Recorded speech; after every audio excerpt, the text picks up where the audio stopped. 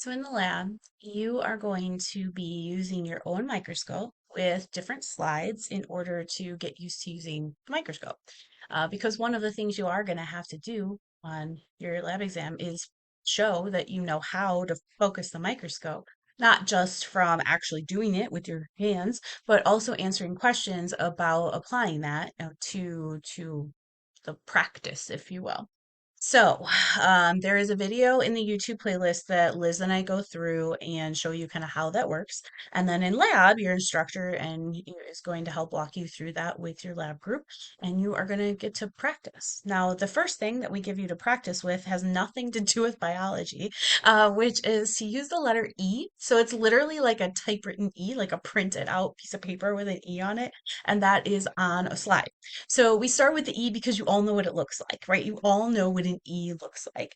And you are going to be able to see it on the scope as well as see it underneath the scope. So by that, I mean you're going to take the slide of the E and you're going to put it on the stage and you're going to look at from like the outside. So you're not going to look through the oculars, but like on the stage, you will see a slide, a glass slide with an E on it. And you'll be able to see that over the lamplight.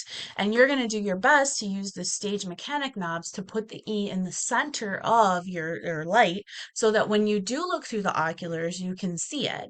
The kind of cool part is when you then look through the oculars and you get your stage raised up and you use your coarse and fine focus to see the E, it's no longer going to be right side up. That E is going to be what we call inverted. It's upside down and backwards because of the way light reflects through all of the lenses that are in a microscope. It's actually a lot like your eyeball. Your eye does the same thing, and we fix it in our brains, which you can learn about when you take anatomy and physiology later, but it's a similar concept. So the reflection of the light makes everything underneath the microscope inverted. It's upside down and backwards. So then as we start to zoom in, right, we lose seeing the whole E, but we can see parts of the E better, right? That's part of the, conversation we had in the last video with depth of field and field of view. But we can see the parts better, so resolution gets better. So, how are we going to focus? So, our microscopes are what we call parfocal and parcentered. It's one of the reasons why they're not the cheapest microscopes in the world. When we get something focused on the lowest power, 4x, then we can move up to 10 and 40x pretty easily as long as the specimen, the E that you'll start with, is in the center, right? So, you have to try to put it in the center of the field of view as best you can, right? So in order to do that, the first thing you have to do is make sure that the stage is holding on to your slide. And remember, as I said in that first video, our microscope slide, like stage clips, are going to hug the slide, not go over the top of it. So then when you use the stage mechanic knobs, you can move the stage left to right and front and back so that the slide moves with it way easier than if you just kind of set it on top. So make sure it's secure in there. The other rule I will tell you right now, which you should live by until the day you stop using a microscope, scanning power is your winning power, right? This is where you start. Because when we start talking about magnification, as we zoom in, we lose the space and it's harder to find things. It literally becomes like a needle in a haystack kind of situation. It's hard to find. So at scanning power, we can find most things on the stage pretty well. So as we get it on scanning power, we are going to need to do a couple of things. Okay, so one, your specimen should be centered over the light. So from the outside of the microscope, like looking at it straight onto the stage, not through the oculars, you should be able to see the specimen is in the middle of the light. And with a lot of slides, sometimes you can't always see exactly what you're looking at, which is why the cover slips help. So if there's, find the cover slip and kind of put that over the light using the stage mechanic knobs. Then you're going to rely on coarse focus. So remember, go back to that first video. There are two knobs on either side of the microscope that will move the stage up and down. The coarse adjustment knob, the coarse adjustment focus, is going to move it quicker. So you start with that one. You'll move the coarse focus fast, and that will move the stage all the way to the top. Now, be gentle. We're not grinding gears here. Remember, no breaking microscopes. Yeah? So once you've got it all the way up, you can then lower it a little bit, and the specimen usually comes into view pretty quickly. And the better you get at this, the faster you'll be able to get it to the top and then lower it till you find your specimen. Once you have the specimen there, that's when you use the fine focus, right? Make that specimen, the E, if you will, perfect so that you can see it pretty clearly. Then you make sure that your specimen is in the center of your field of view. All right, make sure that it is a perfect center, right? And then you can move up. And Watson, my cat, has come to visit us. So if you hear him make a noise, he's an old grumpy cat. So he sounds a little grumpy, right? So if you have your specimen centered at 4x, we can move up to 10x without moving anything, right? That's why it's considered par focaled and par centered, right? It's in the center, and then we can focus it on each objective. So once we get to the low power at 10x, you do not need to touch the coarse focus ever again. It's an insider tip from me to you. The fine focus is the only thing you should need. Once you move it to low power, you should already see your specimen. It won't be clear. It'll still be very fuzzy, but you can still see it. Right. And then you're going to make sure again that we're in the center, right? So use your stage controls to move it to the center of your field of view because you probably weren't perfect on 4x. You're probably close, but not perfect. So then we can move to our high power. All right, so then you just use the microscope to change from 10x to 40x. And once you get there, again, it should be there. You should be able to see it. It's going to be zoomed in. It's going to be a little blurry. And then use the fine focus to get it into perfect picture view.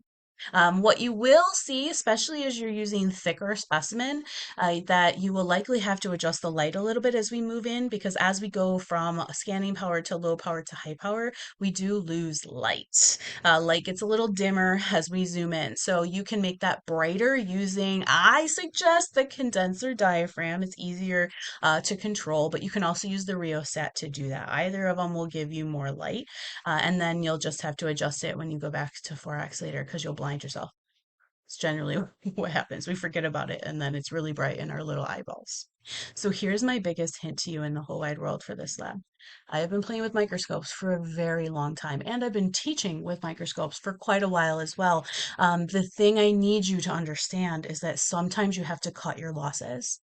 Okay, if you have made it all the way up to 40x and you cannot see your specimen, do not sit there and go moving the mechanic knob, moving the fine and coarse focus around, right? Do not spend 5 minutes doing that because you will have lost 5 minutes and you probably still would not have found your specimen. So just do yourself a favor, go back. Sometimes you can get away with just going back to 10x, like you'll see it again, but if you go back to 4x, you'll be fine. Head back to 4x, go to scanning power, find the specimen again, follow the steps again, and you'll be fine. I promise. Otherwise, you'll lose years of your life. Okay, that's dramatic, depending on how long you decide to play with microscopes in your career. All right, so always go back. So once you've used the E as kind of your guinea pig to focus, we are then going to hand you another slide in the lab, which is going to be the world's smallest ruler. It's called a stage micrometer, like literally micrometer. It's a tiny, tiny ruler. And we are going to use that to measure the diameter at our 4x, 10x, and 40x. Now, when you zoom in on it, like the picture I've created for you here, it's really hard to measure at 4x because the ruler is smaller than the diameter, which means the diameter at 4x is larger than the 2 millimeters that we have this ruler for. So measuring both the 4x and the 40x is pretty inaccurate, right? It's pretty hard for us to do with the stage micrometer that we have. So what we're going to do is measure the 10x and we're going to use math because they're all proportion to each other, right? The 4x is proportional to the 10x is proportional to the 40x. So we can use my favorite friend in the world, math. Okay, maybe not in the whole world, but math and I, we go way back. So I am okay with this. So what we're going to do is measure the 10x And then we're going to calculate out the 4x and the 40x. So again, just like the calculation for total magnification, I have another video in the YouTube playlist that has like exactly the steps, like me writing it all out and explaining it to you.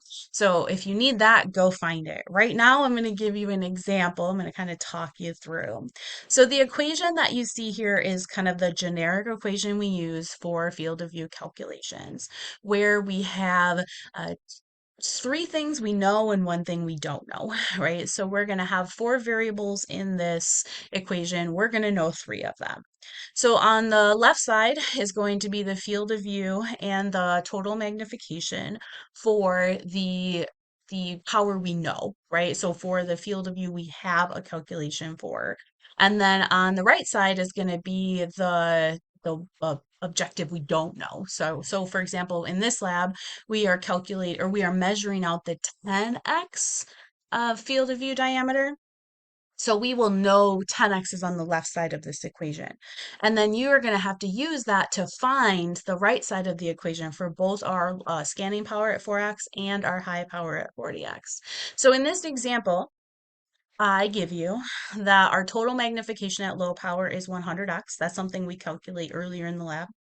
The field of view, then, the diameter field of view at the low power is 2 millimeters. And then the high power total magnification is 40x. So what we don't know is the field of view diameter at the high power. And that's what we're going to use this calculation we're going to use this equation to calculate. That's the better way to say that. So if you set up the equation, you're just going to plug in your variables, right? So the field of view at low power I gave you is 100x. Actually, I put those backwards, didn't I? The magnification at our low power is 100x. The field of view diameter is 2 millimeters. We don't know our field of view at high power, so this is your variable. And then we know our magnification at high, which is 400. So we just kind of plug that in. So 100x times 2 equals our variable times 400. So once you have that here, you can just mathy the math, right? So, however you approach algebra is a-okay here as long as we come up in the same place. So I usually do this side first, right? So we know that 100 times 2 is 200. So 200x with the millimeters. So we have to leave our units. We can't get rid of those yet. And then this side stayed the same. So now we need to get our variable alone so we know what it is. So since we're multiplying times 400, right? We need to get 400 out of here and over here. So in order to get rid of our multiplication, we have to divide. And what you do to one side, you must do to the other, as is like a quote from my seventh grade algebra teacher in my brain. So we divide both sides by 400, right? On this side, we cancel it out. That's 1, right? 400 divided by 400 is 1. And then on this side, 200 divided by 400 is zero point 0.5.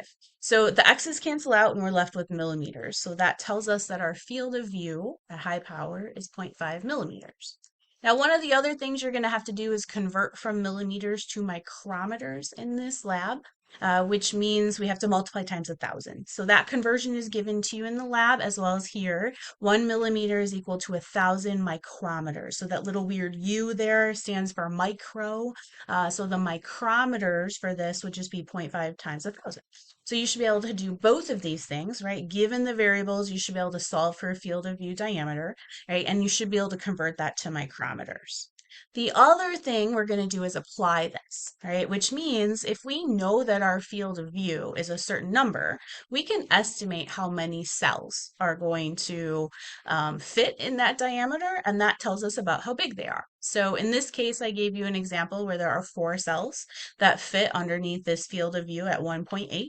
All we have to do is divide it by how many cells fit ish, because they each take up about 1/4 or 1/4 of that field of view. So we can just calculate that out. So 1.8 divided by 4, it means each one of these cells is about 0.45 milliliters, I just said that, millimeters long.